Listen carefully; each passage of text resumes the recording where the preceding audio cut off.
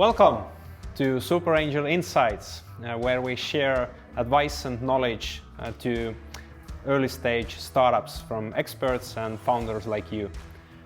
Today, I'm really proud to have Annika Ljaš with me. Hi, thanks for inviting. It's a pleasure. So for those of you who don't know, so Annika has been helping plenty of startups in marketing and PR, and today we're going to cover a topic of how to avoid mindless marketing in business-to-business startups. And as always, we collected some questions from you in advance, and let me show you what these questions were. So we had questions about personal successes and failures.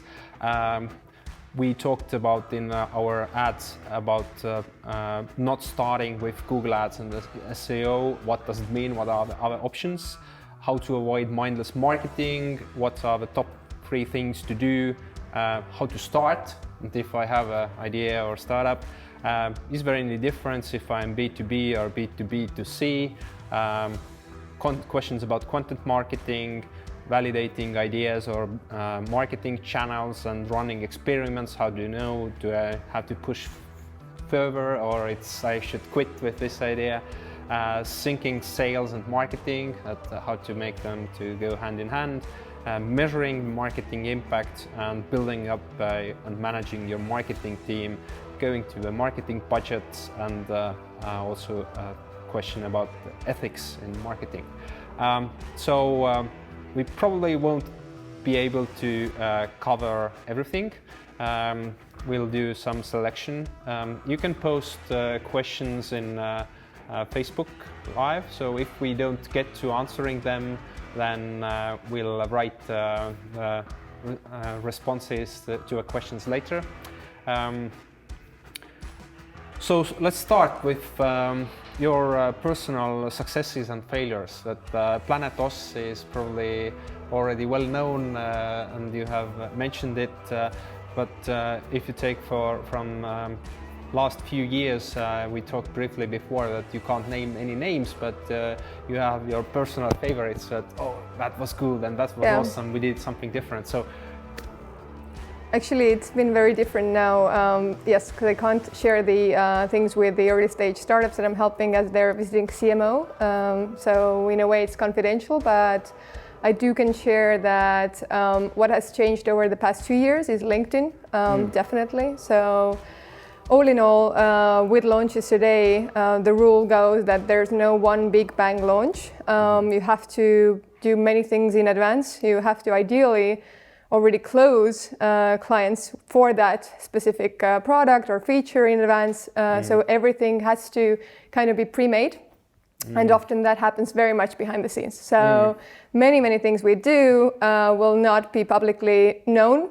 Before comes an announcement, and then you already kind of know that there are clients that love that part of your product and that will need it or use it already daily. And that's where the best part comes, that once you've kind of taken a half a year or a year to prepare for a launch of something that people really do need, once you come out with it, other people that are similar will need it as well, or companies that are similar. So I do believe that the one big bang launch thing is now a history. And if you do plan something as a big, big product announcement for your own company, you should definitely approach it very differently now than you used to do previously. What do you mean, like differently? The same thing, that you kind of need to prepare very much in advance to hope to get like really good results. And again, it comes down to listening to the customers, so talking to them and understanding them before you put anything out. Because all in all, in the startup scene, you see a lot of big bang launches that seem big bang launches, but actually I do believe that most successful ones were previously kind of tailor-made for the clients already, and they were aware of it. And once you come out with it, then you know it's a success, and then you know you won't fail. So basically you have a list of customers who are already waiting to sign up. Yes, and yes, you, or Or you made it already available for them, like beta users. So that we do very often, that they get to test it, you get feedback, you fix it. So another good way actually to do that with any kind of launch is to use the startup community in Estonia, so that you can actually reach out directly to people you know. Please test it out. Will you use it? Will you like it? Give us feedback. And after that, you create your message. You change probably everything you planned with the launch, including the PR parts and the mail outs that go after, and then you do it better. Then you do it following the actual needs of the client, because often there's a mismatch. So I think the recent years have been really great for different kind of feature releases, for that same reason that we've done a lot of in advance. I guess I'm more experienced now than I was before. So basically you're saying that lean startup way of testing first and then doing things, expensive stuff later. It works also for big launches, that you can test your big launch. Absolutely. And oftentimes some launches will end up even good hiring campaigns. So you need to kind of see what you, but overall, like a small startup is a small, family or team. You have probably like 5 big goals you need to achieve. Maybe you can achieve all of them with that one thing. So make sure you work towards that. Then everybody's aligned, sales and marketing and so on. So I think the recent years have been really great. And one day I can share probably most of these cases, because then it's more like public info and less for competitors to copy or stuff like that. So you mentioned also that LinkedIn has changed, that it is now a main channel, I assume. That's absolutely. I've never spent so much time on LinkedIn than I did in 2020. Like never ever have I done that. And I do want to encourage everyone to just go there, update your profile, make sure your company's there, make sure your employees are marked as employees of your company there. Invite every month. You can invite 100 people to like your company page, which today it appears as like a normal connection invite, so it doesn't look spammy at all. And this way you can guarantee that once you need to do B2B marketing at a niche market, for example, in Germany, you need to then have at least 100 Germans already liking your page to be able to advertise to them. So at least recently there was this rule. So for European markets, it's very important to have followers on your page before, and then it works like magic. It works way better than any other channel that I've seen for B2B. And for especially like niche, more enterprise product, startup, B2B marketing. What about LinkedIn ads versus doing the content and tagging people in LinkedIn? What's your take on that? Ads only in the form of legion forms, so basically protected content, like you used to do with different reports on your website. So I've done it before myself many times, that people need to input their work email to download any high quality asset or report that's interesting for them. Now you can do the same on LinkedIn, but the good part is that your email is pre-filled.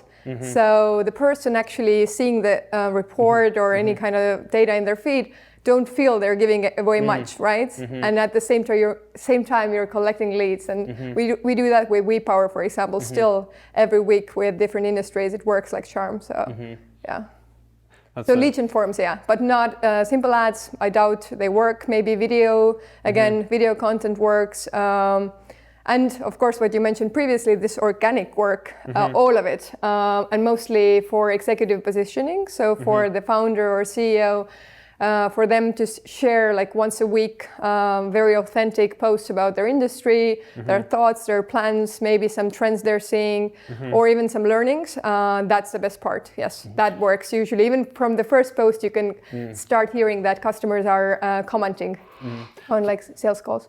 So I think two important things I want to bring out here. One is that in an early stage startup, you as a CEO and your company, they are indistinguishable. That you basically are your company, and most people would actually follow you compared to the company. Let's say, let's look at the Bill Gates and Microsoft. That how many of us follow Microsoft, and how many of us, including me, follow Bill Gates in LinkedIn. So it's a good example of the same goes for your any early stage startup. And another thing I wanted to chat with you is about, we have this one startup we both know you help, and we discussed that it was my opinion, not yours, that the CEO of that startup is kind of humble and doesn't like to brag about herself, even though she is opinion leader in some areas.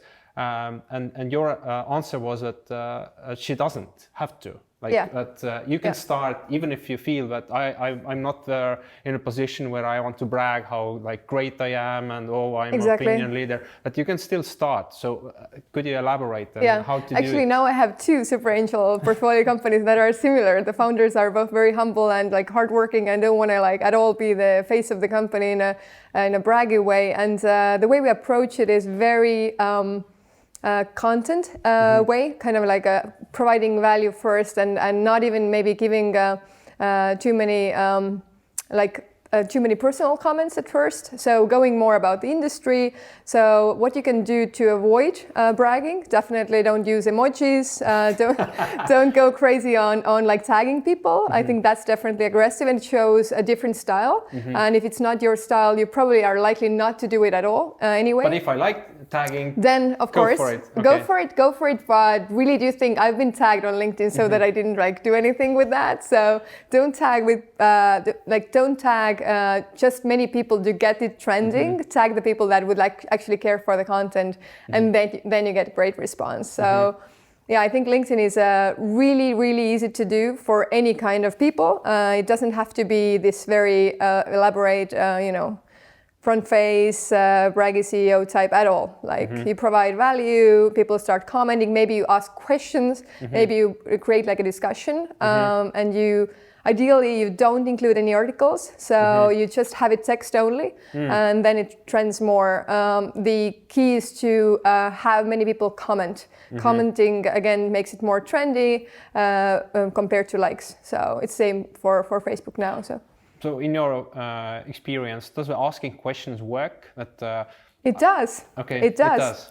But not if you only ask a question. I think so. What we did with the same founder, we're both knowing what we talk about here, and nobody understands, is that we made a few paragraph statement about things that changed in 2020, and then asked a question on the same comment. So you have to put something out there. You have to have some ideas. What do you think about the next year? It's not a good maybe way. Not the first one. Maybe when you've done 10, maybe once a week, 10 in a row, similar kind of posts, then you ask a question, you definitely get response. Because people are already seeing your post as trending, and LinkedIn has marked you as an active contributor, hence you're trending better. So Very cool. So we talked about things what have changed and where you have had recent successes. What have been hard lessons learned, or our words called failures in your career? Yeah, I have a great story, but that dates back to I think 2013 or 14. So that's when I used to work with in the public sector for 2 years. I used to work with the Estonian investment agency at Enterprise Estonia, and we managed to pull off probably my best negotiation ever.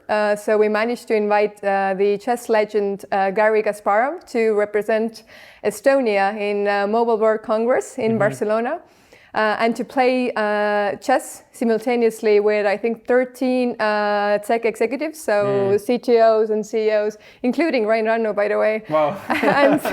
and what happened was that it took us I think half a year to negotiate, and the best part of negotiation was that in the end we didn't have the budget they asked for speaker fee, and they came for free. We only paid for the travel. Really? So Garry made a great contribution. Wow. Yeah, he's a great, let's say, friend of Estonia, global Estonian, and he came for free. He only paid for his travel and his wives. And I think the failure was that the chess game, it was the best probably in terms of excitement and for publicity we needed for Estonia. But the challenge was that we didn't have enough time to get enough press or enough buzz going on around it. And so I ended up with the best marketing we probably could have done for the country in that event in particular. where many nobody noticed. Well, only the people that were invited and maybe like 5 journalists. In the end, of course, there were more, but it was so last minute. And I felt really bad later that we pulled off something so great. And of course, it worked for the 13, including foreign executives that were there for the promotion of Estonia. And of course, Gary won the chess for playing simultaneously.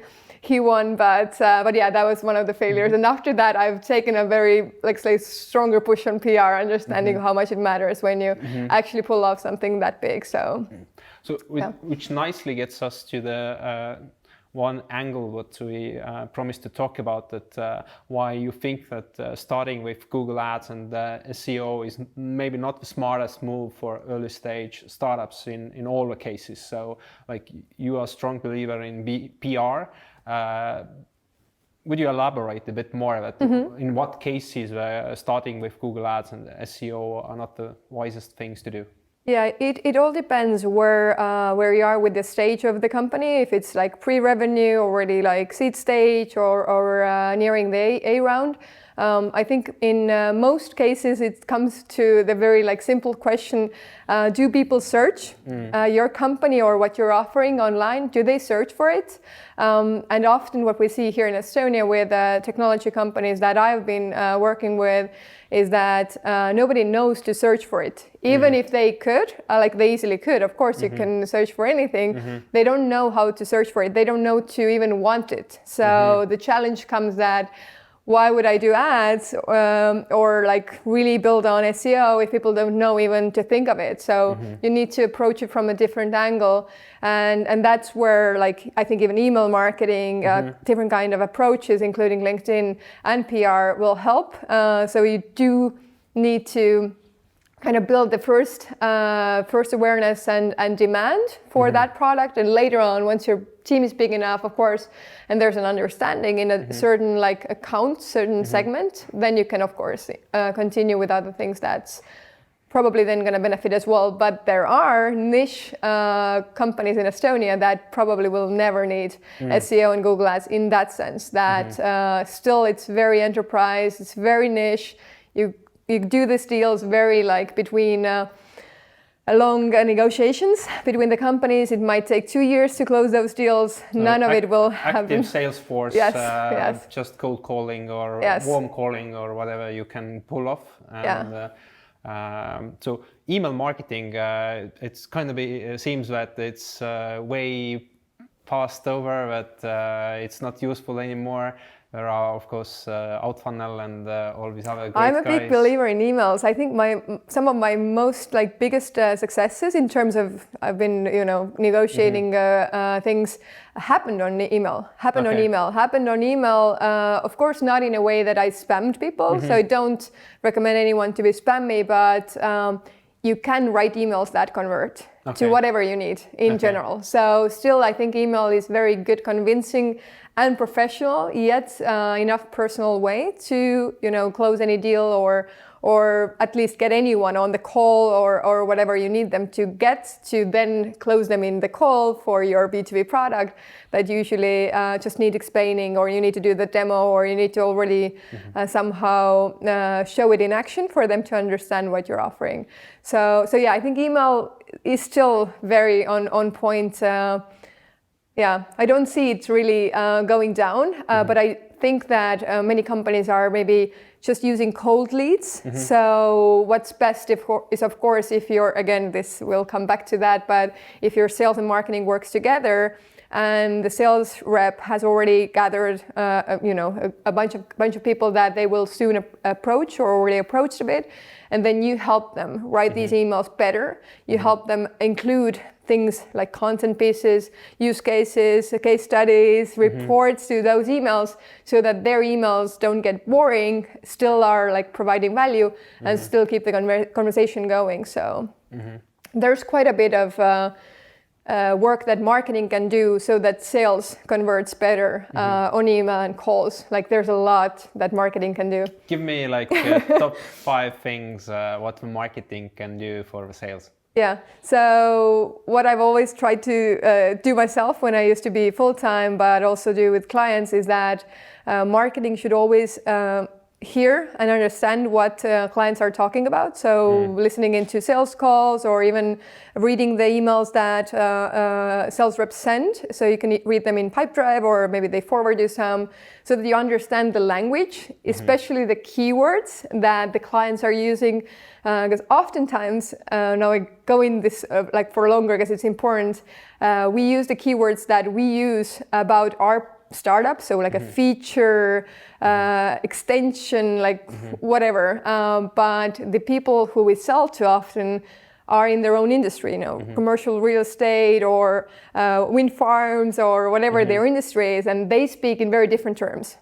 So you need to, what marketing needs is right content that's using the industry terms, not the terms of a startup. So that's where the marketer or marketeer can go wrong when they don't talk to sales enough. So you have to provide content that's about the industry that the leads will read as like, this guy understands me and this guy helps me, or is like talking in my language, right? Not like this weird techie words stuff. So it just reminds me that April Dunford has a good book, obviously awesome. And in the book, listening us, you can check up a chapter where she talks about the case where Jenna CRM, who was doing a CRM in a Canadian startup, they focused from generic GRM to GRM for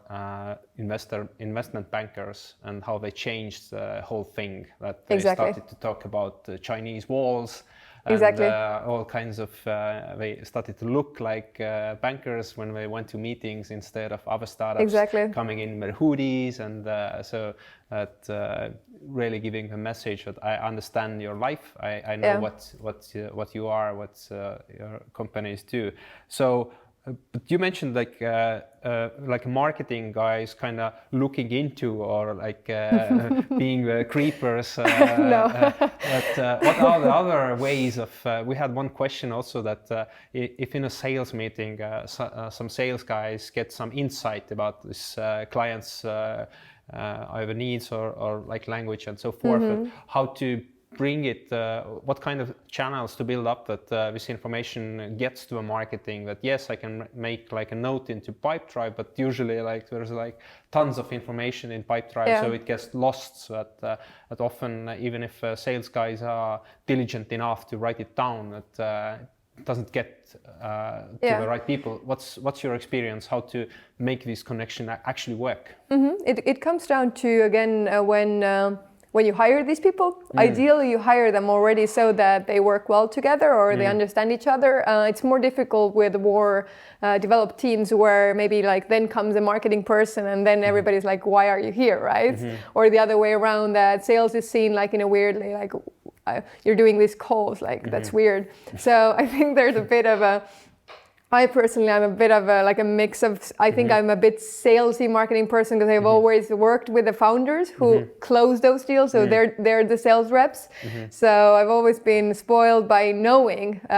So I think how you do it is that you make, from top to bottom, you make sure that your marketing and sales just talk with each other. It could easily be like a weekly call that where like, now that you do it in Zoom, of course, so marketing reps share the marketing materials that they're planning to do, or they have in like blog posts that they're planning to write, and they share everything to the drafts of it, so that the sales rep sees like, oh, but what is this, right? So they see with the wording they don't like, or things they don't ever like talk about with clients, and the other way around, that sales, I do believe that sales reps should make their emails very visible to the team, because it's very hard, of course, because it's personal how you write and what you write, but you can get a lot of feedback from there, from your team, and also it's a very good insight on like how your client responds to the emails that you've written. So I think they just should compare notes, just should share info. Ideally, they would share a goal. So ideally in Pipedrive, when sales is tracking their deals being closed, that once it's closed, the info gets back to marketing, and marketing can see that the first part, that when they brought in the lead maybe, for example, with the LinkedIn Legion forms, then they know now it's closed, like great, it's a win for them as well. So the KPIs, how you track them, can also make them actually more aligned if they have a similar goal. But yeah, just make them talk more. I think it's really helpful. And marketing rep can easily join the sales call, just listen in and be there as a marketeer. I think that's perfectly normal. So we talked about how sales can help marketing to be wiser in terms of customer language and what's the value and so forth. Yeah. And you mentioned that marketing can also help the sales to write the emails. And when we talked about email marketing, you need like from 4 to 10 emails, depending in which continent you are. In US, 10 emails is not considered aggressive, it's considered normal. In Europe, like about 4 to 5 is considered normal. Anything beyond that is a bit aggressive. But you need like extra content to send, that you don't send everything in the same first email, but in the first it's just curiosity, increase the curiosity that somebody wants to respond, wants to learn more. And then if they don't respond, you start sending additional information, which might spark the curiosity. And there you say that marketing can help to add these cases, which might be interesting, so that marketing can help to build for the sales the sequence of emails. Absolutely. Like the 10 emails to send out. Is there anything else that marketing can do for the sales in addition to they follow the same KPI, that marketing is responsible that the leads coming in are the ones the sales can close and who can be successful later with using the product? So that's the second. What else can marketing do for marketing sales? Can help the same sales rep do the same executive positioning for them on themselves on LinkedIn. So they do need to also build their profile, because if you email anyone regarding whatever technology you're selling or whatever interest you want to provoke, they will probably, if it's a sales or business person, they will check you out on LinkedIn, and there they can help with the kind of content. And I think all in all, what marketing can help is the same sequence thing. They can make sure you do that, because you really take it emotionally as a sales rep. Like, they're not responding. I don't want to do the third one. I don't want to do the fifth one. They can help you follow the path and really go through with it and not get like irritated through the journey, especially when you track the openings. You can see that they're opening, and often maybe they're opening like so many times. That is really good. That is almost like answering. so almost, but not and yet. I think that's the feedback the marketing person can give, like this behavioral comments to the sales rep, so that they're more confident on doing that. Another thing that I see Estonians doing a lot is if you do these 10 emails, which is really good that you already brought that example, you never ever mention anything about, oh, you've been busy, you haven't responded. So no passive aggressiveness. This is the worst, that I really see that. And you see, no US company would ever do that, like going passive aggressive with emails. Oh, you haven't responded to my 6 emails. You never do that, because then you make the other person who doesn't even know you feel bad. And then they're not going to respond. Maybe they just respond like really angry. You make the relationship negative. So you should never do that. You should always go in like this good vibe, positive, yes. Or just very like neutral. You can always also ask about things. Be very just industry driven, let's say, about the industry stuff or their product or their market or 2020. There's a lot to say about 2020, so but never go emotional about the responding, because no one is obliged to respond to you. No one, like even your mom. So I think that's really bad. Bad thing I've been seeing, and we always kill it. And another thing is to turn these emails more human. So to ask questions in the end and things. What we did with another client of mine is that they're really savvy in their industry. It's a very niche industry, as well as very secretive industry.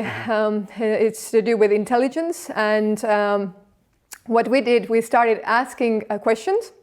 In the end of a blog post we shared, that was actually automated email marketing to existing clients, and we started asking questions. I would love to hear your feedback from this blog post and comments about it. And we started sending it from one person, not from info ad or sales ad or whatever.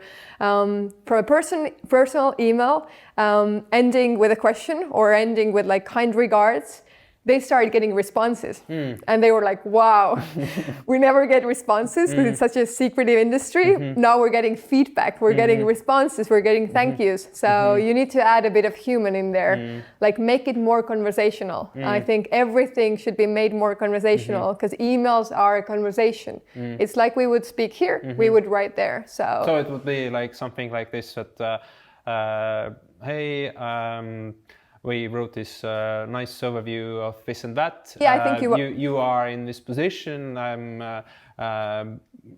It would be awesome if you could give us some feedback in order to create future valuable content for our industry, something like that. Yeah, and keep it really short because if you like the same sentence that you just said, it would be great to hear your thoughts, for example. Period. That's it. Like another thing about the difference in Estonian language and English is that business emails in English tend to be rather short. Sentences are short, it's very straightforward. Estonians tend to write emails in English very long, like sentences are really long. I've seen 4 rows, one sentence in an email, and that is really hard to follow for any like English speaker, especially native speaker. They're like, wow, what's happening here? Like these it's like, wow, nonsense. I can't even make sense of it. So don't even add too much of it. Like short sentences, straightforward. Just be very, in a way, like be like you would speak. Like it's shorter. Yeah. So it would be like some intro, like one sentence, link, or and then. I would love to hear your thoughts, and that's it. That's it. Okay. That's it. So and then you do hear their thoughts. Three sentences. Yes. The shorter, the better. Of course, you can have it like 6. If you think by the headline, they would not open the blog. Of course, then you add a chapter of it. Like then they understand. Okay, now I should click on it, right? I think there we did add like a paragraph or like the key points or like made a bullets of what it will cover. But yeah, what I would love to hear your thoughts. And another thing for sales emails, how to finish them, what I've seen really work, is not to ask. I would love to schedule a demo call. Would you prefer to call or email? Like I've seen, usually there's like a lot of unnecessary long ending to the email, which should actually be really direct. So I've always advised to say, would you be interested? Like, would you love to hear more? Something like that. And don't give them already like a task. So by a call, you give them a task. If they're interested, they will respond, yes, I'm interested, with their signature, including their phone, and you can call them up. So I think with all this Zoom scheduling, people are becoming tired of it as well. So a good update to your sales emails or any kind of lead gen would be just, would love to hear if you're interested. Let me know if you're interested. Best, Kalev, that's it. And trust me, they do get back to that. And not to like schedule a call. I'm tired of scheduling a Zoom calls throughout 2020. So yeah. Very cool. So we talked about how marketing can help with executive LinkedIn for the sales, about how they can help with email sequences and figuring that out, and putting together exciting, very small emails about the most recent blogs or insights. What else is there anything else marketing can do for sales? Well, another thing that helps, of course, that's a bit outside of marketing, depending on how the team works. But of course, if you get news hits, so articles published about you, that's even better. Blogs that you write yourself, that's great, but that's written by you, right? There's no real proof of validation, whereas press provides third-party validation, especially if it's usually most international press is in tech, especially is quite quality. So that's kind of like a quality stamp. So again, get PR hits and then have sales use those PR hits very casually, not like, hey, we got published on TechCrunch, please read, like caps and emojis, but more like, hey, we were just like, recently we were in the news with the same thing that I'd love to talk to you about, would you be interested? That's it. Okay. Great ending, and it usually converts. So, yeah. Very cool. Let's go to the avoiding mindless marketing. Yes. This is a wording from your LinkedIn intro. How do you understand mindless marketing and how to get rid of it? I think going with trends is a dangerous thing. Going with trends and advice, like too much advice from outside. By trends, I mean just right now, or previously we spoke about SEO and Google Ads. Definitely a trend because there's just probably too many professionals in the market offering that. So they just need work, and then they're talking everywhere, blogging everywhere. So I think there's like a bit of saturation in that mark, and hence there's a bit of like a buzz or trend around that. And of course, it brings results to many B2C companies and some B2B that's maybe SaaS. So anyway, so I think going with trends is a dangerous thing because again, you need to see from your early stage, no marketing budget perspective, you shouldn't compare yourself with most companies out there blogging about their marketing because you're not like them. You're not like them. Usually it's just your founder doing the marketing. Sometimes they're lucky to have someone in the team do anything on top. Sometimes there's two people. That's really great. If there's two people already, anything marketing related, doing daily and have goals set for that. So don't compare yourself with that, and compare with the trends as well. It's good to know about them. It's great to read into it. And like LinkedIn. Yes. Trend like LinkedIn again, that's different. You know, now I'm biased. But yeah, no one pays me to talk about LinkedIn, just saying. No, nothing here like a paid content. Anyway, trends is a dangerous thing. Because then you always feel like, oh, but I am not doing that. And then you're like, oh, I'm failing as a marketing person or whatnot. And secondly is advice, just as that's more for founders, that often I'm approached with this visiting CMO service, I'm approached by founders that say, I was told I need to do PR. Can you help me do my PR now? I'm like, wait. That often it's not what they actually need. So they're given advice by investors, you know, friends, peers, other founders, marketing executives, advisors, and oftentimes with a short amount of time that they get to talk to you, they don't even know maybe what you need, but they do give you that advice, and then you try and follow it. So make sure that you first have your house in order in the sense that you work towards your goals and you have kind of set a system that already works, you follow that, and then you kind of take advice every now and then. But most advice is probably not relevant for you. Not today, maybe in 2 years' time. How do I distinguish like PR, doing PR, you as a PR person? You just talked about how you, due to your failure, you learned how important the PR is. And if Annika tells me as a young startupper that PR is important, and I look at my house, I see that, oh, I'm not doing any PR and I must do something. How to decide that is this advice right now at the moment the important thing to implement, that maybe I should do it, that or decide that it's not the right time, that there's much more urgent things to do before I should go into doing PR, or that there are not many searches with the keywords I'm doing, so no point of doing Google Ads right now, maybe later. How do you understand as a young startup or founder that is this advice, marketing advice, good or bad?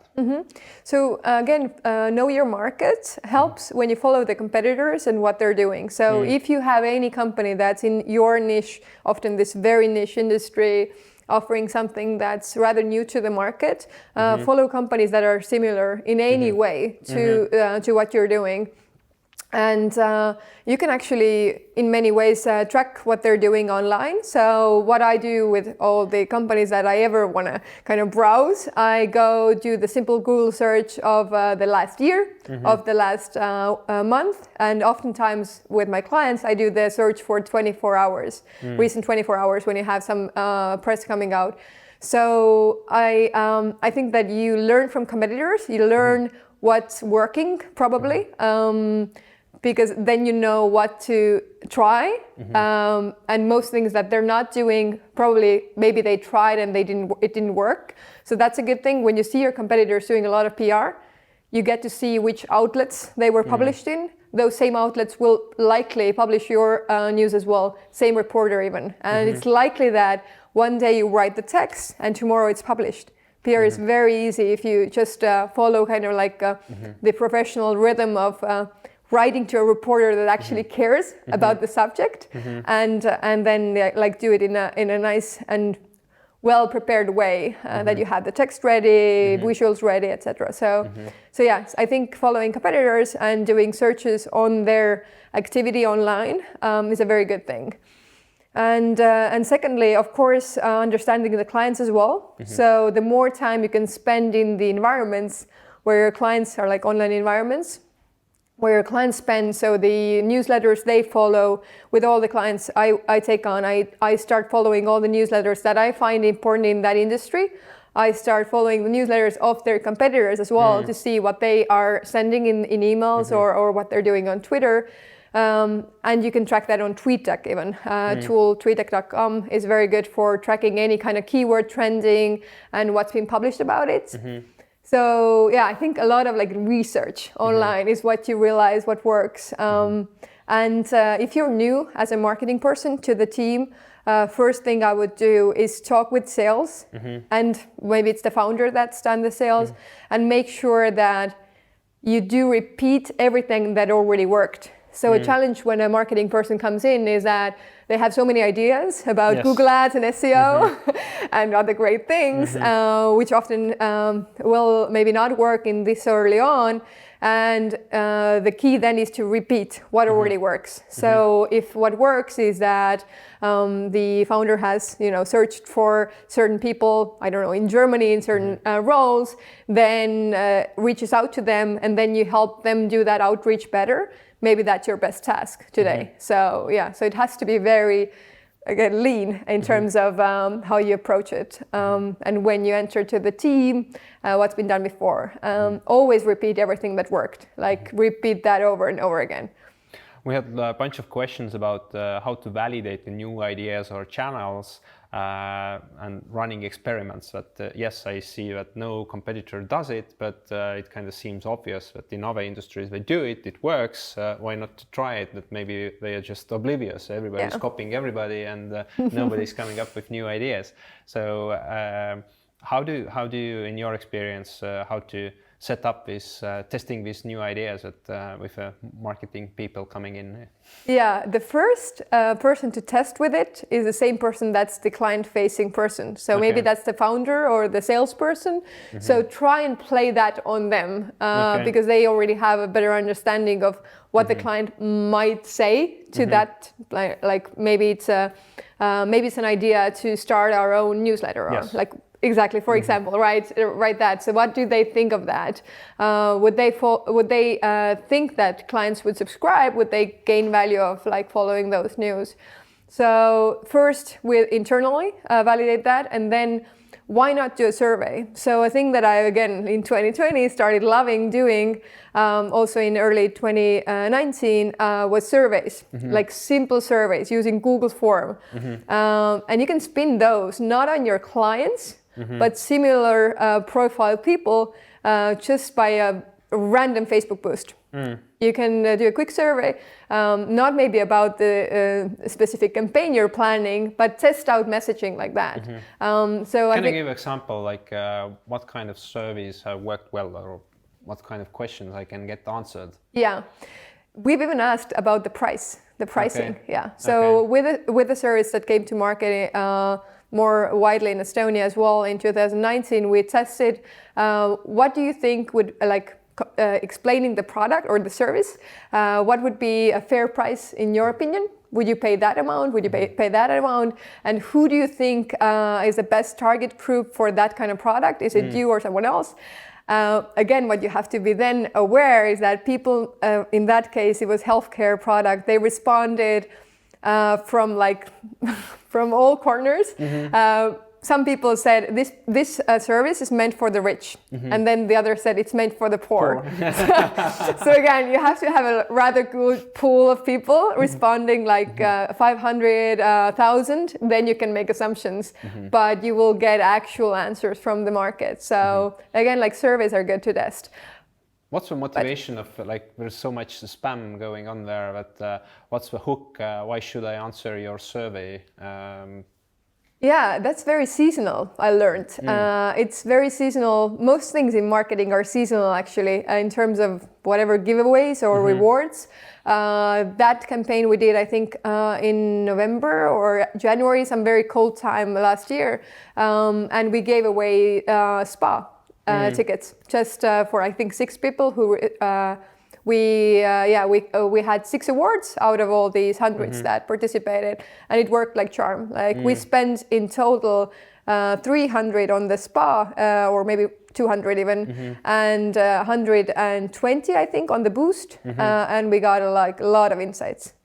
Very good insights for the sales and marketing, what to do next, like who to position it, what could be a good price, etc., etc. So.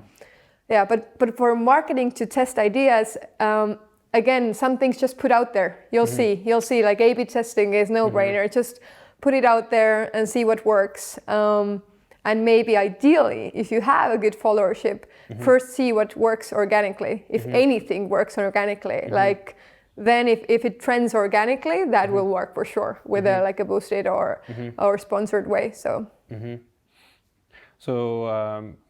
What about the PR? It's a hard thing to measure. But I'm doing it. I'm contacting reporters. I'm creating content. I hope somebody will pick up and share. What's your advice there? How to measure, is your PR working or not? Or especially if you hire an agency, is it worth or not? Yeah, agencies are already tricky sometimes because there's like agency has their own interests and the startup has their own interests, and oftentimes startups are a horrible client for agency because they're very early stage and very unstable. I've unfortunately started working with some agencies and we had to quit because we ran out of money for that moment before the next round. So anyway, the tracking is quite clear. Actually, the system is quite clear. But there's 2 different ways when with agency and yourself. For yourself, I think what's the easiest to understand is that if you do have interesting content, if you can write it up in like one document, 1 page, in a shareable Google link file, it does include quotes, it does include something about the industry, like the bigger trend you're talking into, or something seasonal that's bigger than you, it will get published. Most likely it will. And I think the rather ridiculous assumption is that's been built in our heads is that media is somewhere like high up and we can't reach them and we have to pay them to publish. Even in Estonia, I think it's ridiculous to pay for articles because if you have good content, it gets published for free, for sure. It gets in television for free, it gets into radio for free, everything for free. That's the first thing to understand, that they need you more than you actually need them. And to measure an agency, there has to be an understanding of what's the expected amount of articles published. I think that's the easiest to track for a certain time, maybe a month. And there it has to be made clear if it's top tier outlets, like in tech it would be maybe then Financial Times or maybe even TechCrunch could be counted as top tier, or if it's trade media, which is your industry. So maybe that's again like real estate or cyber security, whatever trade media that is niche to your industry. And that should be accounted in that list. So maybe it's 10 news hits a month, and out of those, maybe 2 are top tier, and maybe 8 are like trade media, opinion articles somewhere that's vaguely like top tier. So yeah, I think you have to differentiate where the hit is actually like a major thing. It's the top tier. Probably that brings you a lot of like even republishing from other outlets, or it's a niche industry that's publishing about you, which is also sometimes it's even better than TechCrunch for you when you're in a niche industry. So to measure the amount of articles published, and I think that's the most straightforward forward ask, because if you measure only outreach, then you can't guarantee success. Then they will always maybe come back with the problem that we can get it published. And if they can't commit to having it published, they're maybe probably not a very strong agency. Okay. So talking about like measurement of marketing that we talked about, like a PR, what are the other like metrics? If I'm a startup founder, I'm going to hire my first chief marketing officer. What are the normal expectations I can set to that new person, that what he or she has to deliver? Usually you hire a marketing manager, actually. Yes. Yeah. Yes. I just don't want them to start hiring chief executives, because then maybe you have only the CEO and the chief marketing. It's the title doesn't matter at all. What you should track, regardless of your even how early you are, is the unique visitors to your website, that month-over-month growth in that number, and see there where they came from is very critical as well, to understand if what you're doing on LinkedIn is working, if what you're doing on email is working, if what you're doing on just outside press is working, or whatever else you're doing. So check the unique visitors and month-over-month growth in there. And ideally, of course, if you already have conversions happening, you should track that. You should just track the revenue, month-over-month growth. That's where you align sales and marketing goals, right? So if the sales is closing more, then marketing says that they contribute and can prove that they contributed to that sales being closed, and that's another like really good metric to always like measure your success in revenue. It's very good for a marketing person, like in their heads, to understand they're bringing in more money, or maybe more users if it's something that's a premium right now. So they're bringing in more users. That's another good metric. And yeah, what else? These are the key ones, I think. Unless you already have like many custom things happening. Regarding like where to measure them, I oftentimes recommend measuring in the native tools that they're in, like not using these aggregators or fancy tools. So at first, in your early days, I wouldn't pay for any service as a marketing person. Like nothing should be paid for, I believe. So you use your LinkedIn campaign manager for seeing the analytics and your ad stuff there. You use your Facebook business for your Facebook business stuff. You use your TweetDeck and Twitter for your Twitter stuff if you have that at all. You use your Google Analytics, you use your Google AdWords. So yeah, I think like these native tools oftentimes also make their best analytics for you. So stay there. Like don't try and aggregate everything together at first, because the more you aggregate, the more it's like a big dashboard you follow. If it's too early on, it will misguide you. Like it will probably, because there will be months that you don't like bring anything. Probably you don't bring results. Your marketing is not working for sales. Maybe it's just a seasonally bad time, like summer, midsummer. And like it's great if you can get there already, that you have a dashboard or you're like really following that. But that shouldn't be your goal. Your goal should be oftentimes just doing stuff on the background. If you're too nitty-gritty on the analytics and like showing great dashboards too early, you're probably not bringing in good results. Like then you're a very keen data person, which is great, but first like bring in enough revenue and then start tracking it in like a fancy dashboard. I think is a wise thing to do. That don't go too fancy with your tools before you've earned it, because they cost you monthly like quite a lot. Yeah. But you definitely should look at the native tool analytics, but otherwise you can't decide A/B which way to go. Absolutely. And what's working and what's not. Yeah. And these tools themselves very well like have it compared, because they're the metrics they compare. Success of each post or conversions is very similar. So you don't need like an actual layer there actually, at least not early on. Yeah. So we briefly mentioned that hiring a first marketing person to a startup. Any advice there for? Yeah, it should be someone that's in a way complementing the founder that's the closest to marketing and sales in skill set. So sometimes the founder is very keen on writing. They're like just great writers. Many Estonians are great writers actually. So they're producing content a lot themselves already. That could just be like repurposed, reused in many ways. But then the person shouldn't be like a good writer because then that skill goes to waste often. So there should be a good balance in what they have as their superpowers and what the new person has. So sometimes the founder already is a good writing part or can support heavily in that part, then the person should be more data driven, should be more for analytics, for tracking, for sequencing, more analytical person. And that then helps with everything that the founder is already producing for the company. So I think there should be a good match there. And secondly, just try and make sure the person has right expectations for marketing in a startup, that you don't have a budget. Oftentimes, like there's no money to spend, and there's hopes that you bring results. Like there's very small budgets, and that it's also like very.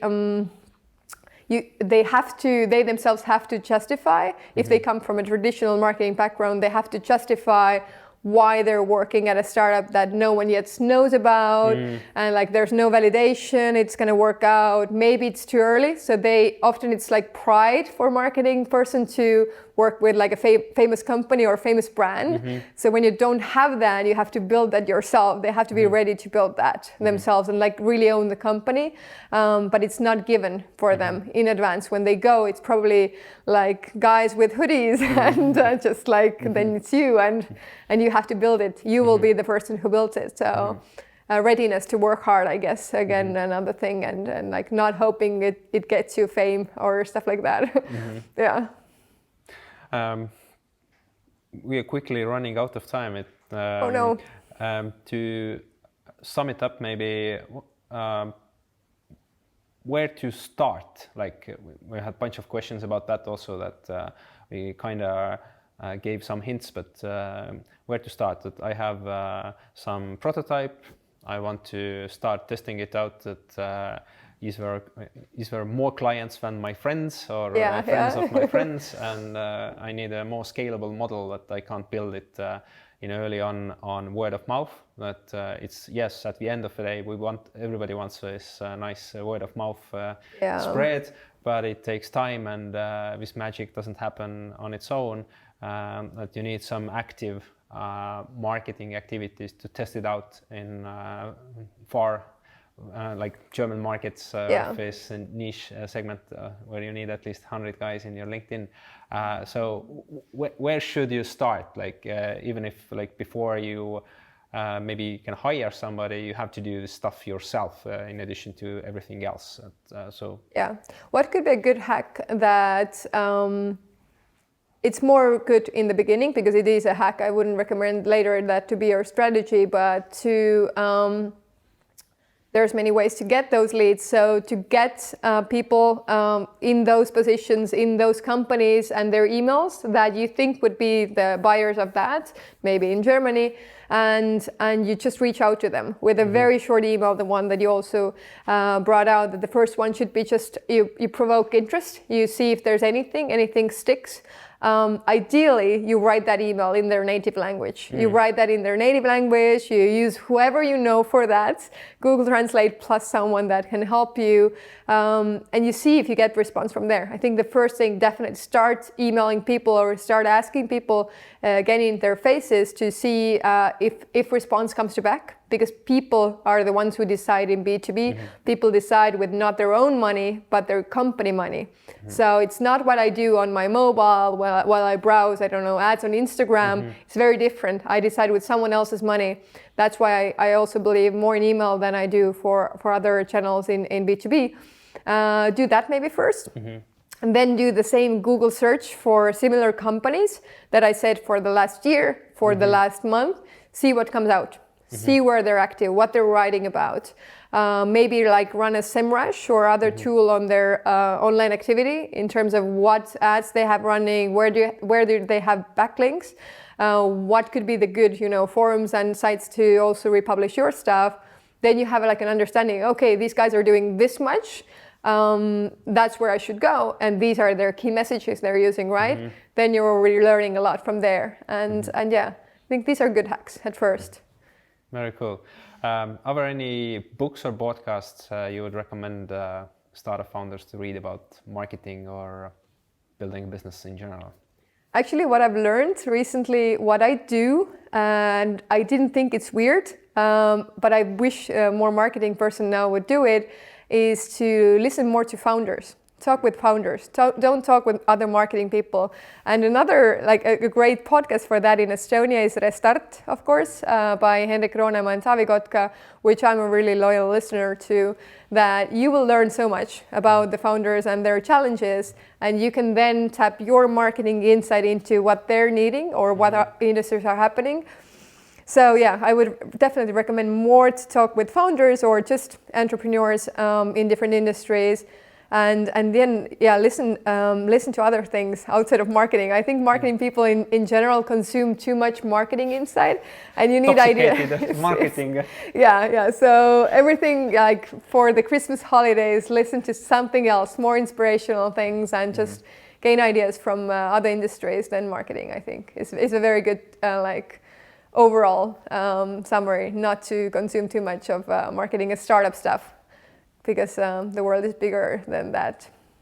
That's a very good thought to end this webinar today. Thank you very much, everyone, for listening. Looking forward to our next meetings online. And if you had any questions, submit them below the live stream, and we'll comment them later. Thank you. Thanks.